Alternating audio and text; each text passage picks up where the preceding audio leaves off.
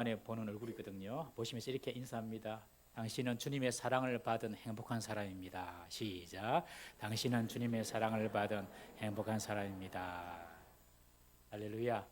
우리 다 구원받은 행복한 사람, 주님의 사랑을 받은 행복한 사람. 믿습니까? 네. 오늘 이 본문 말씀을 가지고 우리가 어떻게 하여야 돌아가리까라는 제목을 오늘 나누고자 합니다. 여러분, 목사가 강단에서 당연히 가르치고 또 설교해야 될 주제가 있는데 어떤 경우에는 참 이렇게 설교하기가 껄끄러울 때가 있습니다. 껄끄러울 때가 있습니다. 이를테면 뭐 사랑하십시오, 용서하십시오, 예배하십시오, 기도하십시다, 전도하십시다, 말씀 보이십시다. 이런 설교는 여러분들 힘들지만은 순종하기는 힘들지만은 다 맞는 말씀이고 좋은 말씀이잖아요. 그런데 설교하기 껄끄러운 주제가 있습니다. 뭘까요? 예? 참 눈치도 빠르세요. 헌금 설교 참 껄끄러워요. 왜냐하면 듣는 사람 따라서 힘든 사람이 있을 수 있기 때문에 그렇습니다. 내년도에 우리 장학, 비전, 선교, 구제헌금 오늘부터 다음 주까지 이렇게 기도하고 작정을 하라고 이제 하는데 어떤 분은 목사님 이런 작정 하지 맙시다 이런 분도 계세요. 또 어떤 분들은 목사님 헌금을 하고 싶은데 어떻게 헌금해야 되는지 문의하시는 분도 계세요. 그래서 또 우리가 가르쳐 드려야 되기 때문에 매년 연말에 이런 목적 헌금을 우리가 작정을 합니다. 비전 헌금은 우리 교육관을 건립할 때에 사용된 건축 비용과 그리고 앞으로 우리 다음 세대를 위한 공간을 위해서 우리가 헌금을 하는 거고요. 그리고 장학 헌금은 공부하는 학생들을 위해서 우리가 격려하기 위해서 장학 헌금을 하는 거고, 그리고 선교 헌금은 해외에 선교하시는 우리 선교사님들, 우리가 직접 가지는 못하지만 그분들이 물질적으로 조금이라도 또 도움받고 선교하실 수 있도록 우리가 후원을 위해서 선교헌금하고요. 구제헌금은 교회 안팎의 어려운 분들, 경제적으로 어려운 분들을 위해서 작은 관심의 표현을 드리기 위해서 구제헌금을 합니다. 구제헌금은 많이 드리지도 못해요. 겨우 뭐 몇십만 원 정도 그렇게 우리가 드리거든요. 그런데 이제 그런 것들이 작지만 이렇게 나와 함께하는 사람이 있구나 이런 위로가 되거든요. 그래서 우리 구제헌금을 합니다. 그리고 이런 목적이 있는 헌금 외에도 하나님께 드린 여러 종류의 헌금이 있지 않습니까? 근데 이런 헌금 설교를 목사가 하는 것이 참 좀 껄끄럽습니다. 왜 껄끄러운가? 헌금을 못 하시는 분들 경우에는 기본적으로 헌금할 여유가 없는 분들이 많습니다. 그래서 그런 분에게 또 헌금 이야기하면 죄송하잖아요. 그리고 또 헌금할 여유가 있다고 하더라도 각자가 처한 형편이 다 있거든요. 여유는 있어도 못하는 분도 계셔요. 그런 분들께 헌금 설교가 잘못 전달되면 마음에 상처가 될 수 있기 때문에 참 설교하기가 어렵습니다. 헌금 설교를 잘하는 목사가 대단한 목사인데 저는 잘 못해요. 우리 교회는 그래가지고 여러분들 헌금 주머니도 안 돌리지 않습니까? 왜냐하면 헌금 주머니 돌리는 것 자체가 이렇게 시험이 되는 분도 계시거든요. 그래서 올 때 이렇게 하라고 이렇게 뒤에 헌금 주머니를 헌금통을 줍니다. 저도 제가 학생 때 예배를 드리는데 헌금 바구니가 돌더라고요. 저 그때 헌금을 준비를 못했어요. 제 앞에 딱 왔을 때 어떻게 했을까요? 헌금 주머니가 제 앞에 왔을 때 우리 옛날 다 돌렸거든요. 헌금 주머니. 해보셨지? 예? 빈손으로 제가 넣었어요. 빈손으로. 안 할 수는 없고 보는 사람도 있고 빈손으로 넣었어요. 얼마나 하나님께 죄송하든지 빈손 넣으면서 기도를 했어요. 하나님 저를 드립니다. 그런 기도를 했어요. 하나님 저를 드립니다. 근데 이제 헌금 이렇게 바구니가 도는 것 자체가 부담되는 분도 계세요. 그래서 우리는 안 돌립니다. 또 헌금 설교가 어려운 이유는 헌금 설교를 하면 꼭 목사가 헌금을 강요하고 돈을 밝히는 사람으로 비칠 수 있기 때문에 그렇습니다. 실제로 목회하다 보면 우리 교회도 그런 분 계세요. 교회로 옮겨왔는데 이전 교회에서 너무 목사님이 헌금을 많이 이야기하더라. 부담이 되더라. 하고는 싶은데 잘 안 되니까 부담이 되더라. 그래서 옮겨보신 분도 계십니다. 그래서 헌금 설교가 좀 어려워요. 오늘 설교는 그렇게 길게 안 할 겁니다. 제가 또 요즘 시대, 특별히 요즘 시대 보면 이단 사이비들이요, 이 교주들이 이단 사이비 단체에서 헌금을 얼마나 강조 많이 하는지 모릅니다. 그렇기 때문에 헌금 이런 강조하면 꼭 이단 사이비 같은 그런 선입견들이 있어서 성경에서 가르치는 헌금조차도 잘 전달하지 못할 때가 있습니다. 실제로 이단 중에도 임박한 종말론, 예수님이 곧 재림한다, 이제 곧 재림한다, 그런 임박한 종말론을 강조하면서 헌금을 강조하는 이단들이 많습니다. 그 중에 대표적인 이단이 구원파의 이요한 구원파입니다. 생명의 말씀 선교회라는 간판을 내걸고 이요한 구원파가 이런 이야기 하거든요. 구원파는 크게 두 종류입니다. 원래 세 개 지류가 있었는데 유병헌 씨가 죽고 난 뒤로 두 개, 박옥수 구원파 그리고 이요한 구원파가 있습니다. 이 이요한 구원파는 지금 곧 예수님께서 오신다, 종말이 다가왔다, 봐라, 전쟁이 일어나지, 기근이 일어나지, 그리고 전염병이 일어나지, 곧 주님께서 오신다. 그래서 주님 오시는데 우리 시대에 주님을 만날 수도 있다, 그렇게 이야기합니다. 그러면서 연세 드신 분들은 조금만 더 건강관리 잘하면 주님을 공중에서 만날 수 있다라고 현혹합니다. 이 요한은 이 땅에 하나님의 진노와 심판이 임하기 전에 예수님이 오셔서 우리를 에녹처럼 살아서 산채로 주님을 우리 공중에 올려드려서 우리가 주님을 만나게 될 것이다, 그렇게 주장을 하면서 주님이 지금 임박하게 우리 눈앞에 와 계신다, 그렇게 강조하면서 이때 돈 가지고 있으면 무슨 소용이 있냐, 그렇게 이야기합니다. 그러면서 교회에 바치라고 합니다. 큰 재산을 가진 사람들은 죽고 나면 그 재산 때문에 가족이나 친척들이 싸우게 될 테니까 자신의 이름으로 된 모든 집이나 땅, 세계 선교를 위해서 교회에 바치라고 합니다. 그것도 법적인 효과를 위해서 공정해서 바치라고 합니다. 올해 2023년 9월 10일, 17일 설교에는 자신들이 수양관을 지어야 되는데 지금 있는 숙소가 모자라니까 수양관을 빨리 지어야 된다, 우리 주님 오실 때까지 수양관을 지어야 된다, 한 500억 정도가 드는데 500명이 1억씩 하면 된다, 그리고 1000명이 5천만 원씩 하면 어렵지도 않다, 주님께서 곧 오시지만 우리는 수양관 지어야 된다, 그렇게 주장을 합니다. 자신이 살아있는 동안에 주님께서 오실 수 있다, 그렇게 말을 하면서도 수양관 건립에 그렇게 집착을 하고 있어요. 곧 주님이 오실 것처럼 말하면서도 자신과 교육자들의 퇴직연금은 수십억씩 쌓고 있습니다. 이렇게 이단들이 헌금에 대해서 막 강조를 하니까 오늘날 교회에서도 헌금 설교할 때에 이런 여러 가지 오해와 어려움을 감수해야 되는 그런 부담감이 있어요. 그래서 저는 헌금 설교를 잘 안 합니다. 연말에 이제 우리 한 번 하는데, 왜냐하면 헌금은 하라고 한다고 해서 되는 것이 아니거든요. 하나님께서 깨닫게 해주셔야 되고 하나님께서 주신 은혜를 자신이 경험해야 됩니다. 그래야지 헌금이 되거든요. 그렇지만 성경에 나온 말씀이라면 청중들이 좋아하든 좋아하지 않든 목사는 가감없이 과감하게 설교를 해야 된다고 생각을 합니다. 여러분, 한국 교회가 물질 문제, 헌금 문제에 대해서 쉽게 오해하는 경우는 헌금을 돈 문제로 인식하기 때문에 그렇습니다. 여러분, 헌금은 돈 문제가 아니라 감사하는 마음의 문제인 줄 믿으시기를 바랍니다. 감사하는 마음의 문제입니다. 어떤 신랑 신부가 교회에서 결혼하게 돼가지고 목사님께 주례를 이제 받게 되었습니다. 목사님과 이렇게 얘기하는데 신랑이 그런 말합니다. 목사님, 교회에서 결혼하게 됐는데 감사헌금을 해야 안 되겠습니까? 그러니 목사님이 괜찮다, 그런 거 신경 쓰지 말라고, 그런 거 안 해도 된다고 그렇게 말하니까 목사님, 그래도 교회에서 결혼을 하는데 감사헌금은 해야 될 것 같습니다. 그러니 목사님께서 정 감사헌금을 하려 그러면 농담으로 목사님 그 말씀합니다. 신부의 미모를 생각해서 감사헌금을 해라 그랬습니다. 신부의 미모를 생각해서 감사헌금을 해라. 그러니 이 신랑이 신부를 한번 실컷 보더니만, 목사님, 이봉환 장로님 얼마 하실랍니까? 저를 보고 빙긋이 웃어치길래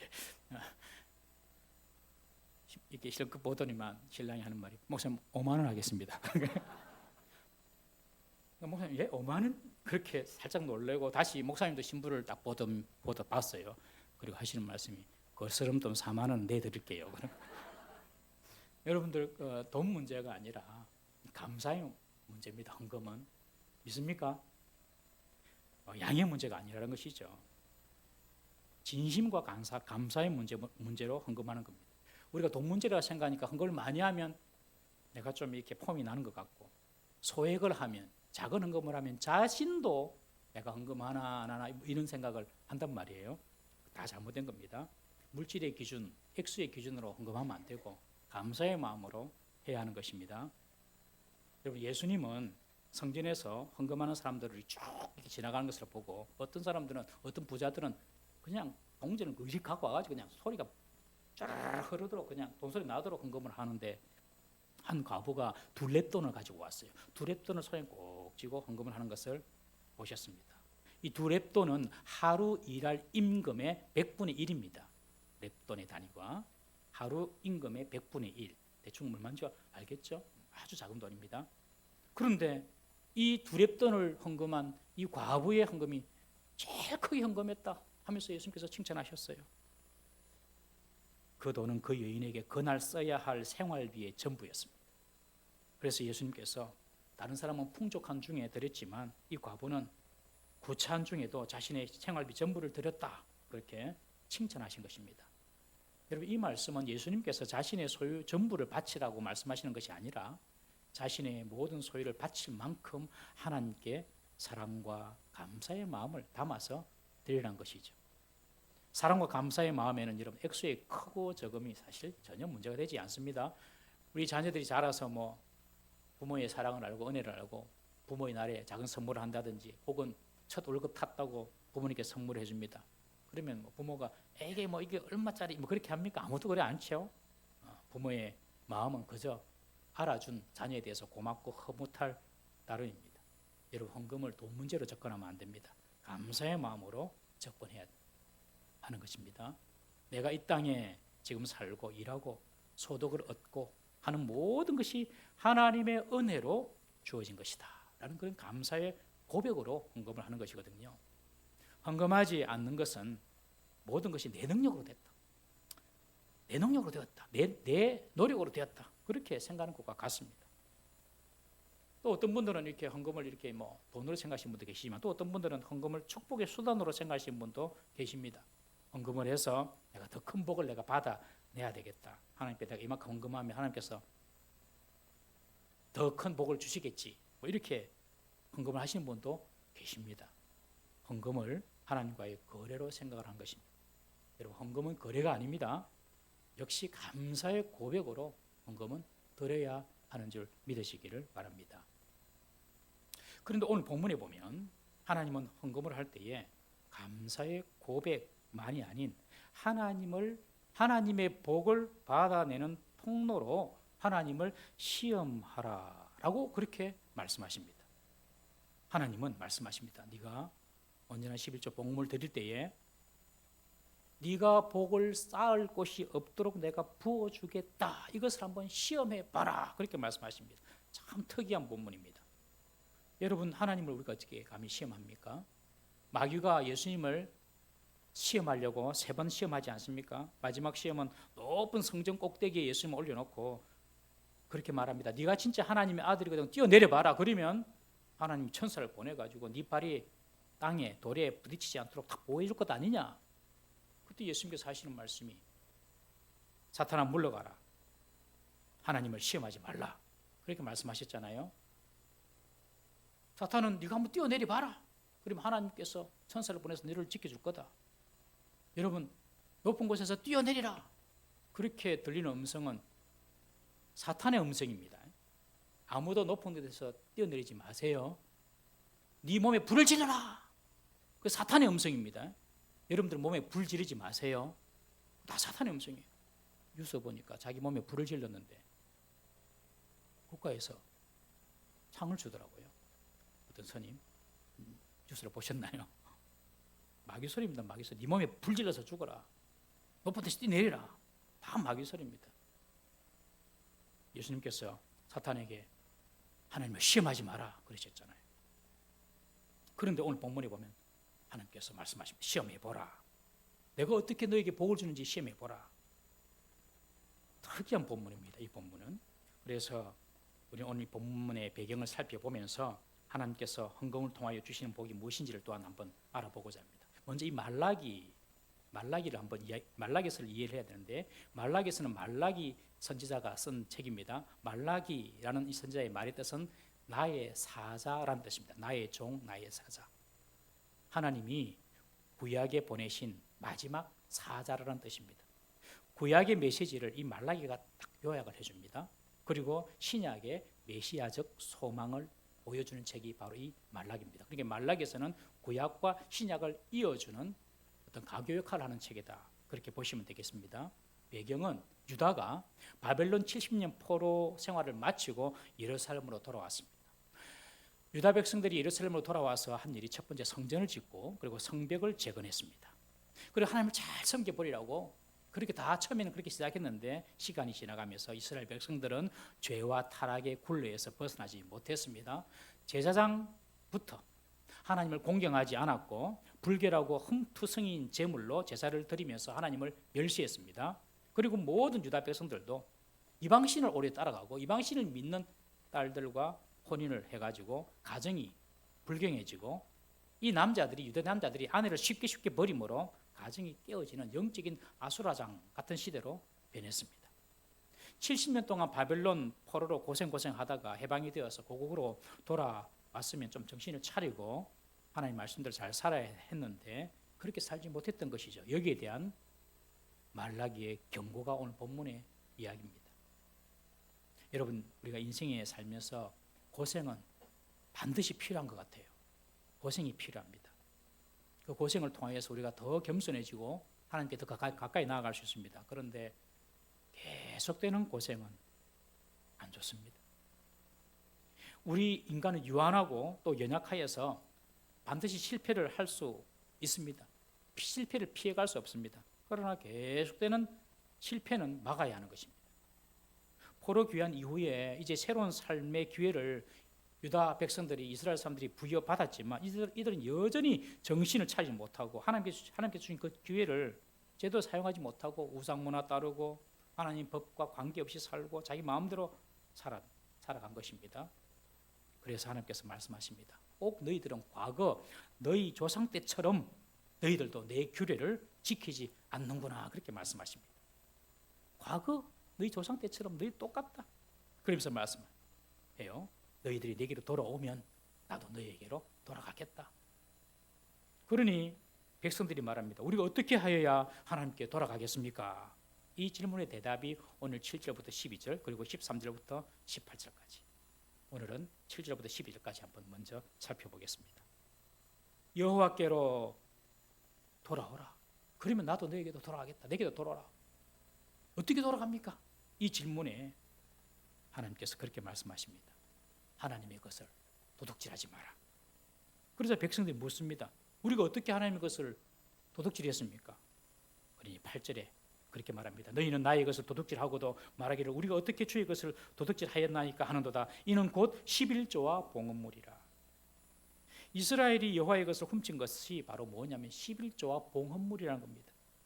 이 11조는 곡식이나 열매, 가축 등이 여호와께서 주신 것임을 인정하고 그 감사로 10분의 1을 하나님께 드리는 헌금입니다. 10개 모두가 다 하나님의 것이지만 그 대표성으로 하나를 드리면서 모든 것이 하나님의 것임을 인정하고 감사하는 신앙 고백이 바로 11조입니다. 이 11조는 구약에 어떻게 쓰였냐면 그 당시 분깃이 없었던 제사장, 레위인들, 레위인 안에 또 제사장이 있죠. 성전에서 일하는 레위인들, 분깃이 없었던 이 레위인들, 그리고 스스로의 능력으로 삶을 살아갈 수 없었던 사회적인 약자들, 고아, 과부 이런 사람들, 이런 자들을 위하여서 11조가 쓰였어요. 그리고 봉헌물은 하나님께 드려진 구별된 예물을 말하는데 제사장의 몫으로 쓰여졌습니다. 제사장이 성전 봉사할 때에 필요한 재정으로 사용되라고 봉헌물을 제사장에게 드렸습니다. 만일 11조와 봉헌물이 제대로 드려지지 않으면 레위인들과 제사장들은 사역을 포기하고 자기 생계를 자기가 알아서 처리해야 했습니다. 그리고 사회적인 약자였던, 경제적인 고통을 당했던 그런 어떤 고아와 과부들은 사회의 한 일원으로서 더불어 살아가기가 참 힘들어지는 것입니다. 하나님은 하나님께로 돌아오는 방법이 바로 이 11조와 봉헌물이다. 그렇게 말씀하십니다. 11조와 봉헌물을 드리지 않아서 여호와의 저주를 받는다라고 말합니다. 그것이 오늘 9절 이야기입니다. 너희 곧 온 나라가 나의 것을 도둑질하였으므로 너희가 저주를 받았느니라. 그렇게 말씀하죠. 어떤 저주입니까? 하나님의 성전 창고에 예물이 없으니 레위인과 제사장들은 자기 살 길 찾아서 떠납니다. 사사시대가 그랬죠. 다 떠납니다. 그러니 성전 제사가 멈춥니다. 제사가 멈추니 이스라엘이 하나님께 예배하지 못합니다. 하나님께 예배하지 않으니까 하나님과 이스라엘의 관계가 멀어집니다.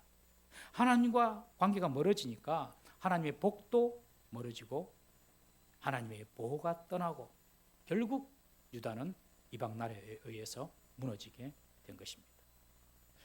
바벨론에 의해서 유다가 무너질 때 유다 백성들은 하나님께 11조와 헌물 드리는 것을 아까워하고 온전한 예물을 드리지 못한 것입니다. 드린다 하더라도 병들고 흠 있는 그런 예물을 형식적으로 드렸던 것입니다. 지금 과거 유다의 멸망을 상기시키면서 하나님은 포로에서 돌아온 이스라엘 백성에게 제대로 된 11조와 헌물을 드릴 것을 촉구하고 있는 것입니다. 이렇게 제대로 된 온전한 11조를 드리면 내가 하늘 문을 열고 복이 쌓을 곳이 없도록 내가 부어주겠다. 그렇게 나를 한번 시험해 보라. 여러분 11조에 대해서 이만큼 강력한 메시지도 성경에 없습니다. 한번 나를 시험해 보라. 하늘 문을 열고 내가 복을 부어주겠다.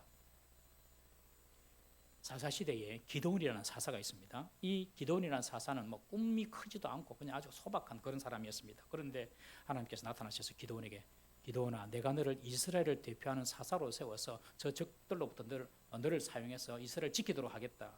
그러니 이 기드온이 나는 그런 인물이 못 됩니다 라고 말합니다. 그러면서 정말로 내가 이스라엘의 사사로 쓰임받고 하나님이 그런 능력이 있다면 미안하지만 시험을 한번 해보겠습니다. 테스트 한번 해보겠습니다. 그러면서 양털 뭉치를 하나 갖고 옵니다. 양털 뭉치를 하나 갖고 와가지고 이 양털 뭉치를 타작 마당에 딱 두고 이슬이 내리는데 양털 뭉치에만 이슬이 내리고 나머지 타작 마당에는 이슬이 내리지 않게 해주세요. 그럼 내가 하나님이 정말 능력 있는 분인지 믿겠습니다. 그 다음날 되어 보니까 양털 뭉치에만 정말 이슬이 내리고 다른 마당에는 건조하고 마른 거예요.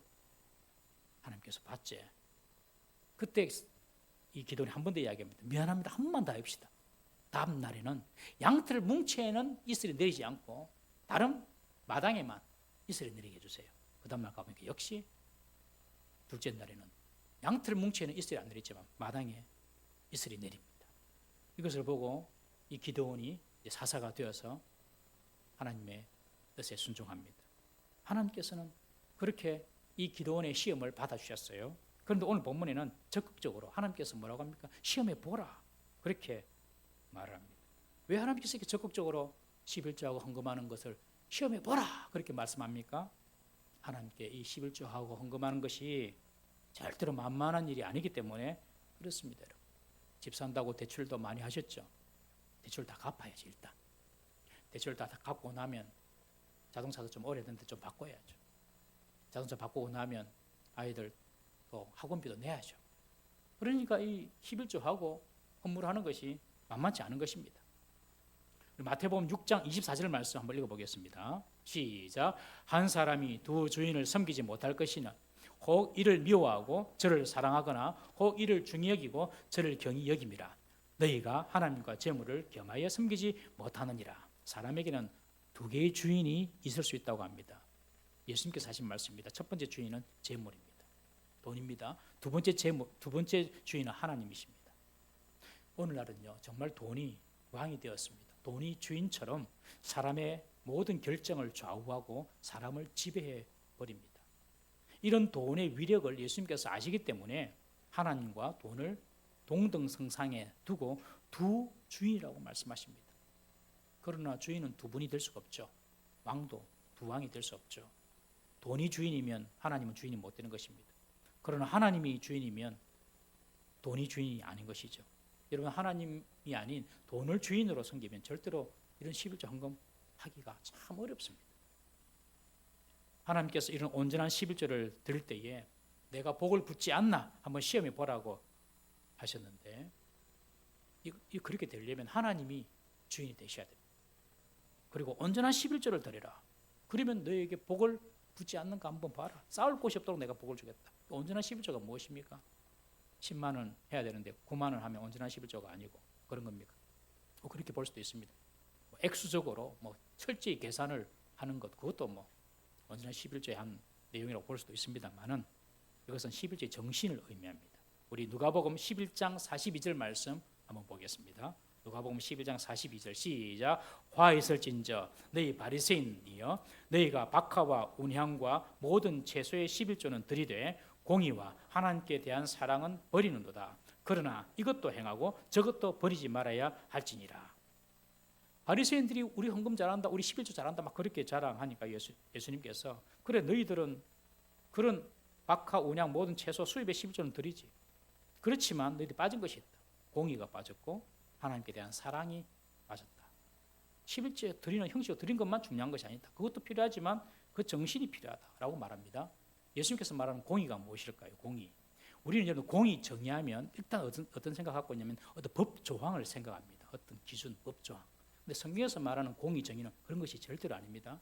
성경에서 말하는 공의 정의는 전제가 있습니다. 어떤 전제가 있냐면 약한 자들, 사회에서 소외된 자들. 이것이 전제입니다. 사회에서 소외되고 약한 자들에 대해서 그들을 함부로 대하지 않고 그들에게 불의를 행하지 않고 그들이 다 받아야 될 권리를 누리도록 하는 것이 그것이 바로 정의입니다.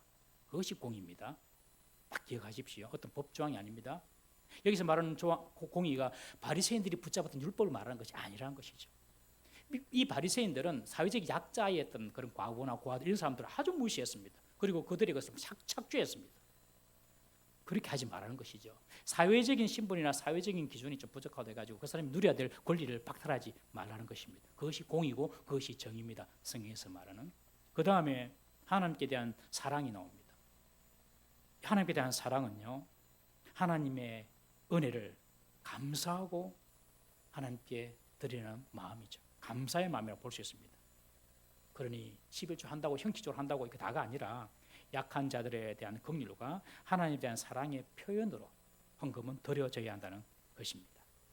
여러분 사랑하면 아까울 곳이 없지 않습니까? 사랑하면 지갑 열리는 것은 어렵지 않습니다. 사랑하지 않으니까 지갑이 열리지 않는 것이죠.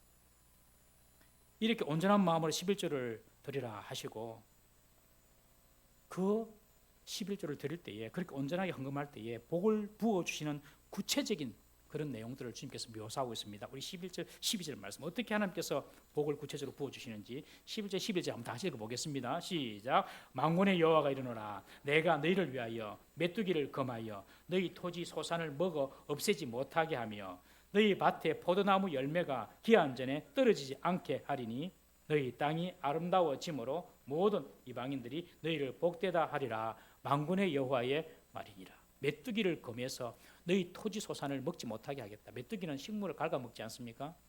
이것은 너희들의 식물, 너희들의 수고한 것, 너희들이 노력한 것 그런 것들이 숲으로 돌아가지 않도록 너희들이 노력한 것을 갉아먹는 그 메뚜기를 내가 다 막아주겠다. 여러분 하나님은 이런 분입니다. 우리에게 오는 그리고 우리가 상할 수 있는 그런 모든 환경들을 하나님께서 통치하시고 막을 수 있는 분이십니다. 그리고 온전한 11조 들을 때에 포도나무 열매가 기한 전에 떨어지지 않도록 하겠다. 결실을 지켜주겠다. 그런 말씀입니다. 열매가 맺혀야 하는데 열매가 맺히지 못하는 것은 손실이죠. 너희들에게 일어날 손실을 내가 막아주겠다. 너희가 수고한 대로 노력한 대로 얻게 해주겠고 너희들이 손실나지 않도록 내가 막아주겠다. 이것이 하나님의 약속이었습니다. 결국 너희들이 땅이 아름다워지고 땅이 아름다워지니까 뿌리기만 하면 심기만 하면 30, 60, 100배 결실을 거두죠. 그래서 결국에 이방 사람들이 너희가 복되다고 말하게 될 것이다. 여러분 하나님을 알지 못하는 사람들이 주위의 사람들이 여러분들 향하여 참 당신은 복 받았어요 이런 이야기를 우리 성도는 다 들어야 할 줄로 믿습니다. 하나님께서 그런 복을 주겠다는 거예요. 눈에 보이게 사람들이 야 당신 정말 과거에 비해서 복 받아서 잘 됐어. 그런 복을 내가 주겠다. 우리가 어떻게 하나님께 돌아가서 우리에게 임한 저주를 피할 수 있습니까? 라고 묻는 백성들에게 하나님은 하나님의 것을 나의 것을 하나님께 드림으로 하나님의 것을 하나님께 드림으로 하나님의 소유를 인정하는 것이 먼저 첫 번째로 하나님께 돌아갈 길이다라고 말씀하십니다. 여러분, 계속되는 실패, 저주 같은 삶을 끊어버릴 수 있는 신앙의 터닝 포인트는 하나님께서 내 것이라고 하신 것을 하나님의 것으로 인정하는 결단에서부터 시작됨을 믿으시기를 바랍니다. 아주 소수의 특별한 사람들을 제외하고는 보통 모든 사람들은 거의 다 돈을 좋아합니다. 우리 성도들도 예외는 아닙니다. 그러나 돈을 좋아하는 사람에게는 두 종류가 있습니다. 첫 번째는 하나님보다 돈을 더 좋아하는 사람이 있고, 두 번째는 하나님 다음으로 돈을 좋아하는 사람으로 나눌 수가 있습니다. 우리들은 하나님보다 돈을 더 좋아하는 사람이 아닌 줄로 믿습니다. 우리가 드리는 11조와 봉헌물은 여러분 돈을 드리는 것이 아니라 내게 베풀으신 하나님의 은혜를 기억하고 그 사랑을 기억하고 감사하는 마음으로 드리는 것입니다. 온전한 마음으로 드리는 이 헌물에 하나님은 눈에 보이는 복을 부어 줄 것이다. 그렇게 말씀하고 약속하십니다. 이렇게 강력하게 말씀하시는 성경은 그 어디에도 없습니다.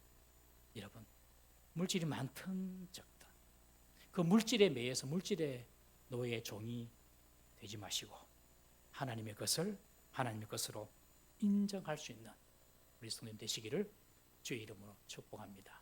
그래서 우리 모든 삶에 주위 사람들이 야, 너는 잘됐다, 너는 복되었다, 이런 주위 사람들의 인정을, 그리고 그런 사람들의 이야기를 들을 수 있는 그런 우리 동부 삶에게 모든 성도 될 수 있기를 주의 이름으로 축복합니다. 기도하겠습니다. 우리 한번 이 시간 우리 자신 한번 돌아보십시다.